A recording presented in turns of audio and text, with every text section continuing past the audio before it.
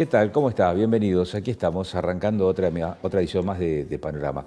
Vamos eh, eh, a focalizar la mirada hoy sobre algunos temas que nos ocupan. Uno de ellos tiene que ver con lo que empieza en las próximas horas, que es la exposición de gas y petróleo más importante, que vuelve a su forma presencial y vuelve a Neuquén después de un par de años en los que no hemos tenido esta oportunidad, básicamente por la pandemia. La última fue en el 2018, en realidad. Y se esperan algunas novedades allí y visitas importantes. De hecho, ya estuvo en las últimas horas el embajador de los Estados Unidos aquí en la región. Se espera la visita de Massa también en el transcurso de esta semana. Seguramente las nuevas autoridades o funcionarios que se encuentran al frente del área energética a nivel país. Así que de eso vamos a hablar en algunos minutos nada más con Fernando Castro, nuestro especialista en temas energéticos. Vamos a hablar de economía. Vamos a ver cómo están las cosas en el escenario nacional, digo, con las novedades que se vienen dando en este último tiempo. Si segmentación de tarifas, bueno, tiene que ver mucho con la energía, pero forma parte de la decisión política en política económica. Si la renegociación de compromisos financieros y este oxígeno por 2 años más que ha logrado en las últimas horas el Gobierno Nacional, cómo incide, la cotización del dólar, esta sangría que significa para el Banco Central mantener el cuadro de situación en el mercado cambiario de nuestro país. ¿Qué pasa con las cuestiones salariales y con los ingresos de la población? Por caso, el sindicato docente en Río Negro rechazó la última oferta salarial y va al paro por 48 horas la próxima semana. Las organizaciones sociales aquí en la región mañana van a cortar los puentes y probablemente sea una situación caótica para el tránsito, para el desplazamiento, para la movilización de aquellos, para la movilidad, digo, de aquellos que transitan desde una provincia a la otra, porque va a estar cortado el puente viejo, pero también el tercer puente y posiblemente también el puente Centenario de Cinco Saltos, con lo cual solamente va a quedar el del dique Ballester. Así que de todo esto vamos a estar charlando durante el transcurso de esta hora en la que nos abocamos a focalizar, como te decíamos, la mirada sobre esos temas que son los temas importantes. Y en el plano político partidario, que tiene mucho que ver también con la realidad económica, porque allí también se está discutiendo qué hacer en todo este ámbito, una de las novedades, quizás la más trascendente de estas últimas jornadas, ha sido ya un nuevo lanzamiento dentro de una de las principales fuerzas que tiene la oposición en la provincia de Neuquén, como es Juntos por el Cambio, y la figura de Pablo Servi, que está con nosotros ahora aquí en el piso. Pablo, ¿cómo estás? Muchas gracias por venir. Buenas noches, Agustín, y a toda la audiencia. Gracias a vos por la invitación. ¿Va a haber internas en Juntos por el Cambio o van a terminar arreglando?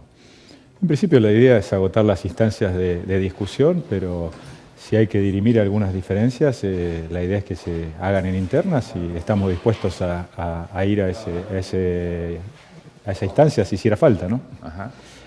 Con lo cual, esa condición, si hiciera falta, ¿quiere decir que hay negociaciones que se están haciendo?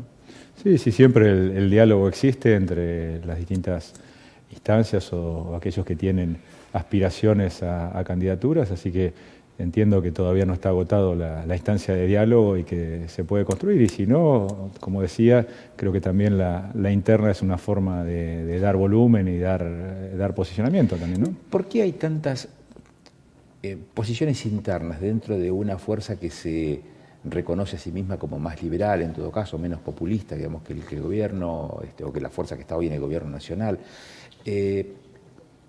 ¿Por qué hay tantos matices en todo caso? Digo matices porque tenés figuras como la de Jorge Taylor, que ya anunció su precandidatura, Slerete también está allí en la cartera, Francisco Sánchez dijo que es precandidato, se suma esta posibilidad, la tuya, este lanzamiento, en tu caso. ¿Por qué tantos matices dentro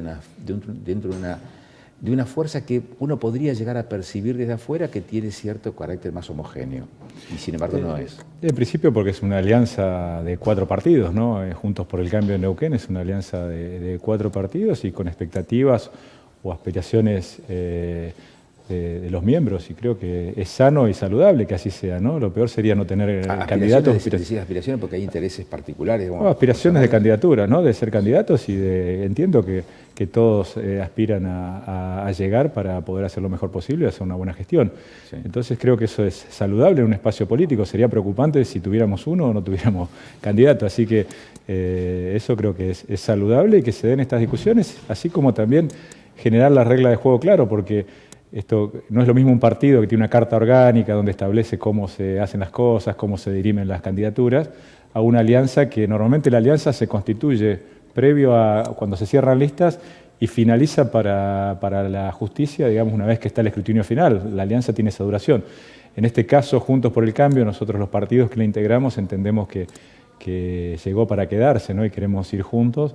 Entonces también hay que generar estas reglas de juego que las estamos haciendo dentro de la mesa de Juntos por el Cambio y con la discusión y acordando ciertas normas de convivencia o reglas de juego. ¿Qué hace presumir, qué es lo que alienta el optimismo? Digamos, ¿qué es lo que permite alentar digamos, una posibilidad de triunfo dentro de la fuerza política, teniendo en cuenta la historia, casi 6 décadas de hegemonía MPN? Y hoy la realidad que lo nacional entendemos que tracciona y mucho, ¿no? Juntos por el Cambio en el 2023 tiene una posibilidad importante de que seamos gobiernos nuevamente a nivel nacional, y eso también tracciona lo local y de alguna manera también viendo la elección que hicimos en el 2021, tanto a nivel nacional como con concejales, donde pasamos a ser la principal oposición al gobierno provincial, tanto como digo, el municipio y a nivel nacional también y provincial. Entonces creo que eso nos posiciona bien, y en la medida que podamos consolidar y ampliar el espacio, creo que tenemos posibilidades, sobre todo con un modelo, como decías, de 60 años que lleva ya y tiene signos de desgaste, ¿no? La política percibe los desgastes, esos desgastes, pero ¿cómo se hace para que esas percepciones se transformen después en un argumento para trocar el voto de una ciudadanía que siempre ha votado en el mismo sentido en Neuquén?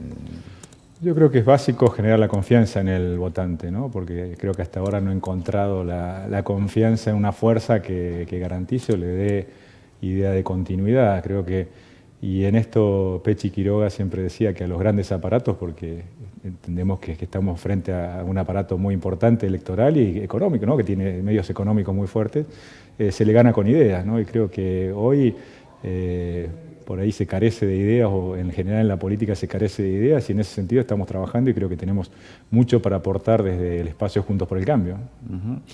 En ese plano, en el de las ideas, ¿cuáles serían esas ideas que podrían romper con esa hegemonía? Yo creo que básicamente de una administración eficiente de los recursos, ¿no? O sea, partimos entonces de la base que el MPN es ineficiente en la administración de recursos. Y si miramos algunos indicadores, por ejemplo, Neuquén tiene el doble de presupuesto por habitante que Río Negro y tres veces y media más presupuesto por habitante que Mendoza, por ejemplo, ¿no? Y no estamos 3 veces y media mejor que Mendoza o 2 veces mejor que Río Negro cuando uno cruza el puente. En educación creo que no tenemos mucha diferencia, en otras cuestiones, infraestructura tampoco. Entonces, ¿dónde está esa diferencia? Y por otro lado, estamos en años con ingresos extraordinarios por Vaca Muerta, que ya está generando ingresos, los recursos no renovables están generando recursos extraordinarios, y se está hablando de que para llegar o terminar el segundo semestre la provincia se va a tener que endeudar. O sea, tenemos ingresos extraordinarios y se está endeudando a las próximas generaciones. Esto creo que habla de una administración que no es eficiente justamente, ¿no? Y en ese sentido, Vaca Muerta, ¿es una bendición o es el aliento para que siga en todo caso ese esquema de administración ineficiente? Y tapa todas las ineficiencias, digamos, con plata se tapan generalmente, ¿no? Entonces creo que es una gran oportunidad Vaca Muerta, que de hecho en el planteo que hacemos nosotros, que también es que hay que diversificar la matriz productiva de Neuquén. Vaca Muerta tiene un rol muy importante en generar los recursos para desarrollar Vaca Muerta, que hay que generar la infraestructura y las condiciones para que Vaca Muerta se desarrolle, pero también para diversificar la matriz productiva, para lograr un equilibrio territorial, porque hoy el desarrollo, el 90% de los impuestos provinciales en la provincia de Neuquén se recaudan en Confluencia y Añelo, ¿no? Entonces tenemos un desequilibrio territorial. Entonces yo creo que hay que desarrollar Vaca Muerta, como digo, pero también generar una diversificación de la matriz productiva, porque en algún momento se va a terminar el gas y el petróleo. Pablo, de diversificar la matriz productiva se viene hablando desde el siglo pasado. Y sí hubo en algún momento el plan 2020 que se discontinuó. Con Guarino, en la época de Zapata. Y había una época que se planificaba, ¿no? Que ahora estoy leyendo justamente la biografía de Toselo, ¿no? Que fue uno de los visionarios, aquellos que hicieron el COPADE, un COPADE que tenía perspectiva, ¿no? Miraba hacia adelante, se planificaba, y hoy lamentablemente todo eso, esas cosas buenas que tuvimos como un sistema de salud que era modelo en Latinoamérica, hoy estamos lejos de serlo, ¿no? Y esta planificación que tenía el Estado neuquino y la posibilidad de mirar hacia adelante o de prever el desarrollo, hoy no se tienen. Hace poco fuimos a Chosmalal, al Instituto de Formación Docente, y nos comentaban los chicos que están estudiando para profesores de matemática que la nueva currícula el año que viene incluye que los profesores de matemática tengan que dar informática. Y no los están preparando para informática, no tienen ni computadoras en el instituto, ¿no? Entonces, pues decís, ¿cómo se está encarando una reforma en el sistema educativo y no se está preparando a los formadores, que son los agentes multiplicadores que tenemos para eso, ¿no? Entonces creo que hemos perdido mucho de esto, de la planificación, del poder pensar más allá de un periodo de gobierno o de pocos años, ¿no? ¿Y qué pasa? ¿Y de todos estos temas piensan distinto dentro de Juntos por el Cambio, que hay tantas figuras candidateables? Yo creo que básicamente en muchos casos hay unidad de pensamiento, ¿no? Yo creo que pasa más por también llegar a acuerdos o construcción. Por eso te decía que está abierto, el final abierto en esto, ¿no? Digamos, creo que todavía queda mucho por andar y por hablar, y que se puede llegar a acuerdos, y si no, como digo, habrá que ir a internas. ¿Las internas dejan heridos?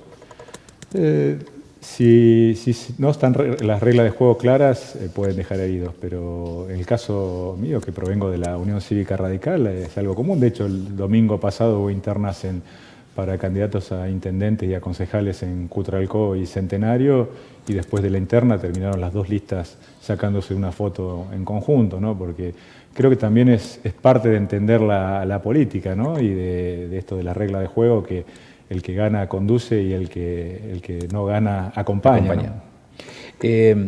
Es inteligente, el que no gana, dijiste, no dijiste el que pierde.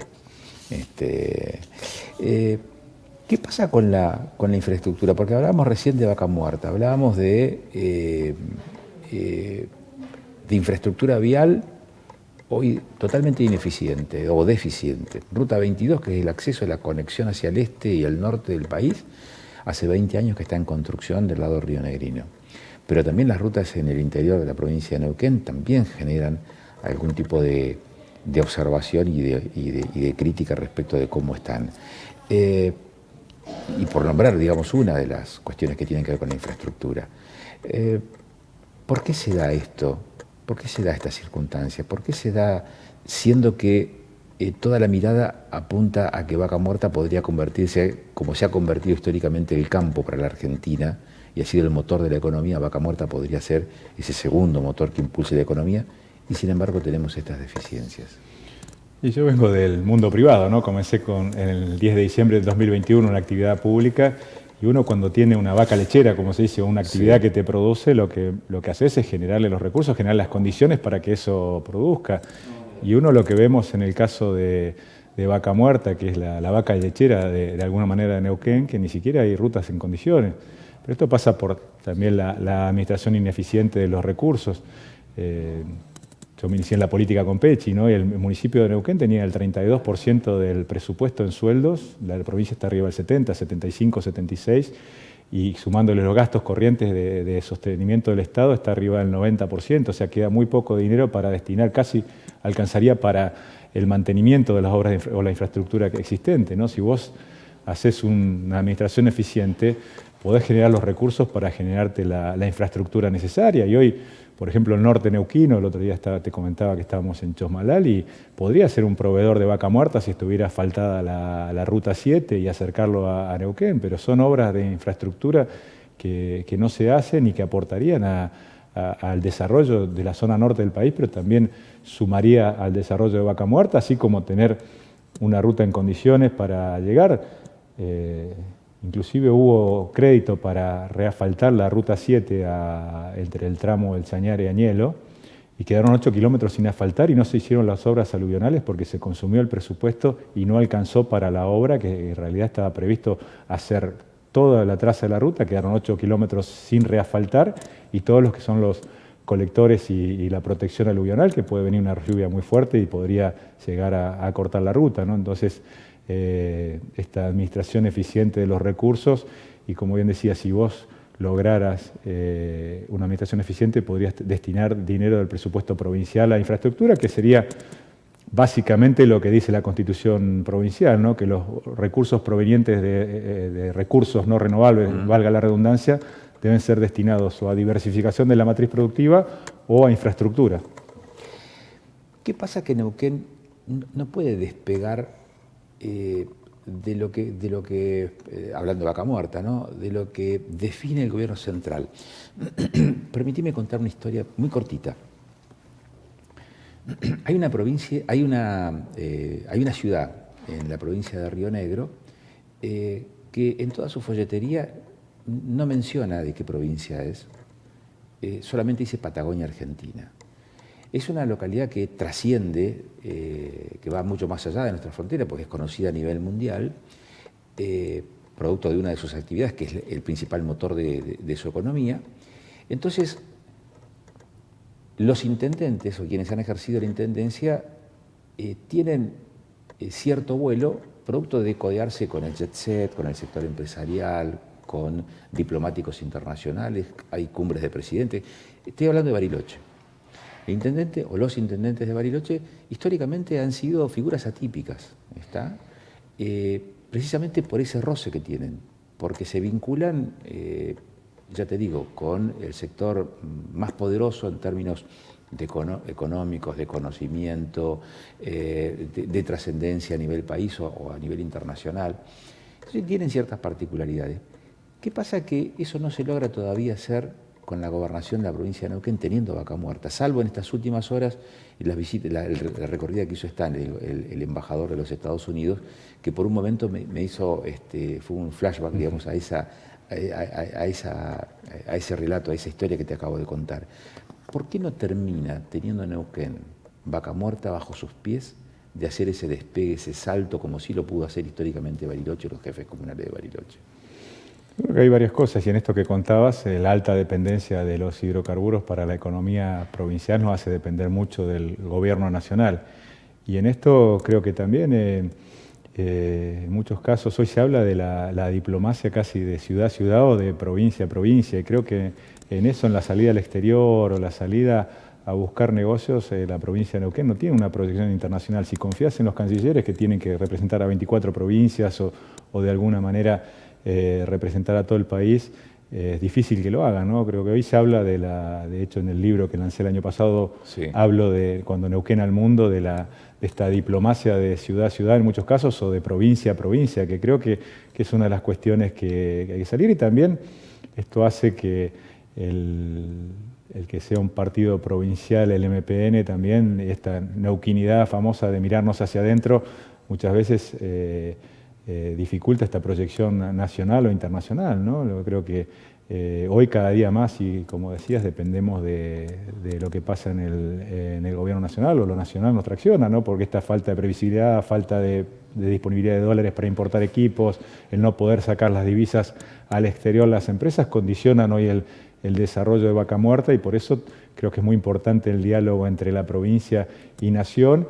Y en el caso al integrar una fuerza nacional, en el caso nuestro, podemos también generar ese diálogo y esa discusión que hay para que se logren medidas que beneficien al desarrollo de Neuquén, ¿no? Uh-huh. Y en ese plano, ¿cuáles serían las mejores alianzas para Vaca Muerta? Digo, ¿ser gobernador de Neuquén es administrar todo el Estado provincial o es administrar el principal recurso que es el hidrocarburífero? No, yo creo que hay que administrar toda la provincia. Creo que uno de los temas que tiene el gobierno actual, y me he recibido críticas por decir que no era un interés la diversificación del gobierno provincial, hoy creo que se mira mucho Vaca Muerta para tener los recursos para pagar a fin de mes los sueldos y las jubilaciones, ¿no? Básicamente es como hacer caja para pagar o hacer frente a las obligaciones, y no por ahí mirar un poco más allá del desarrollo, de lo que se necesita para transformar lo que es el crecimiento de ingresos que está generando Vaca Muerta en desarrollo económico, que es la mejora del bienestar de la población de alguna manera. Creo que ahí hay un tema que no se está viendo, ¿no? De cómo hacer para lograr un desarrollo armónico y de toda la provincia. No se mira mucho Vaca Muerta. Pablo, pero hablando de números y hablando de desarrollo, hablando de inversiones y de cómo administrar ese recurso, el recurso financiero en todo caso, hace algunos minutos decías más del 60% de los ingresos están destinados a salarios. Si a eso le sumas los gastos de funcionamiento, estás por arriba o muy cerca del 90%, con lo cual el margen de maniobra que te queda es muy poquito para hacer obras de infraestructura. Si hay que hacer más eficiente entonces el uso de ese recurso financiero por parte del Estado, ¿hay que incrementar los ingresos? ¿Hay que contener los gastos? ¿Por dónde va a pasar entonces la lapicera? Yo creo que ahí es justamente una combinación de ambos, ¿no? Si vos lográs contener el gasto del Estado y haces crecer la economía, el peso específico del Estado se reduce sobre los ingresos de la economía y te permite tener disponibilidad para hacer otras cosas y también para guardar reservas para los años malos, digamos, ¿no? En los países que tienen recursos no renovables como el nuestro, como es el caso de Noruega o el caso de Chile, tienen fondos anticíclicos, o que aquí se comenzó con una ley que ahora comenzó a tener un goteo, una parte de las exportaciones se destina a este fondo anticíclico, pero la realidad es que hay que tener reservas, ¿no? Cuando uno tiene un recurso que es no renovable y con ingresos extraordinarios, la idea es que se pueda o guardar, o también una forma de generar un fondo anticíclico es generar infraestructura, porque la infraestructura te da competitividad a las actividades que se realizan dentro de la provincia. Entonces vos los años buenos haces infraestructura, haces rutas, haces aeropuertos, haces todo lo que haga a la mejora de calidad de vida, mejora de la conectividad y de alguna manera de la infraestructura también de las distintas localidades. Eso te sirve porque una vez que tenés buena infraestructura haces más competitivas las actividades económicas que se desarrollan dentro de la provincia, y si vienen años malos, esa infraestructura te va a generar que vos seas competitivo. ¿Y cuáles son esas puntas en donde Neuquén podría avanzar en esa diversificación productiva? Que no sea necesariamente el turismo, quiero decir, porque el turismo ya es una opción a la energía, inclusive con algunas características ventajosas. $1 millón en hidrocarburos es una gota en el océano. $1 millón en turismo derrama mucho más en términos de trabajo, de generación de empleo, de oportunidades laborales, de inversión misma, digamos, en el sector. Energía está, turismo está. ¿Dónde hay que empezar a diversificar? Bueno, turismo, creo que el norte de la provincia todavía tiene mucho por hacer, ¿no? En la medida que se desarrolle conectividad y rutas para acceder, tenía un potencial grande, pero después también una gran posibilidad de poner nuevas áreas bajo riego. Neuquén, según estudios de la FAO, que es la Organización de las Naciones Unidas que se dedica a la agricultura, tiene un potencial de 180.000 hectáreas para poner bajo riego, y gran parte del agua del Limay se va al mar sin ser usada. ¿Y por qué la producción de agroalimentos sería una ventaja si el Alto Valle de Río Negro está transformando un montón de tierras sistematizadas en áreas urbanas, es decir, loteándolas? Bueno, eso es parte también de lo que ha salido en los diagnósticos, los recorridos que hemos hecho por la provincia. El ordenamiento territorial es uno de los temas que hay que afrontar, porque se avanza muchas veces sobre tierras, lo urbano avanza sobre lo productivo, y una vez que se instala un barrio alrededor o entre medio de las chacras, termina condicionando la posibilidad de desarrollarlo. Otra vez nos contaba un productor de plantines en Plotier que él estaba, cuando no había nadie, después instaló un barrio y tiene denuncias por problemas de convivencia o algunos temas que le complican la actividad, ¿no? Él tiene que terminar mudándose. Entonces, en la medida que no haya un ordenamiento territorial, o también nos contaban gente que tiene criadero de cerdos, que instalan el criadero en un lugar aislado y después empieza a haber viviendas alrededor y le piden que se retiren cuando son inversiones importantes. Por eso creo que también se debe prever de alguna manera dónde se instalan las actividades y tener un cierto ordenamiento y no dejar que se avance. Por ejemplo, los parques industriales no pueden tener vivienda dentro de los parques industriales. Una vez que hay viviendas dentro del parque industrial, pierde los beneficios del RENPI, que son beneficios importantes desde lo impositivo para aquellas empresas que están dentro de parques industriales. Ahora, si hay viviendas, se pierden estos beneficios, por ejemplo. Entonces, esto creo que es una de las discusiones que hay que dar, y el ordenamiento territorial es una de las cuestiones. Y volviendo al riego y la posibilidad de regar, uno de los grandes limitantes que tenemos hoy en Neuquén, que somos productores de casi el 30% de la energía del país, y la energía eléctrica tenemos de las tarifas más caras del país, ¿no? Creo que si no está la más cara, es una de las más caras, y eso también hace prohibitivo, difícil poder acceder a la energía eléctrica para regar, por ejemplo, ¿no? Que permitiría ampliar mucho las fronteras.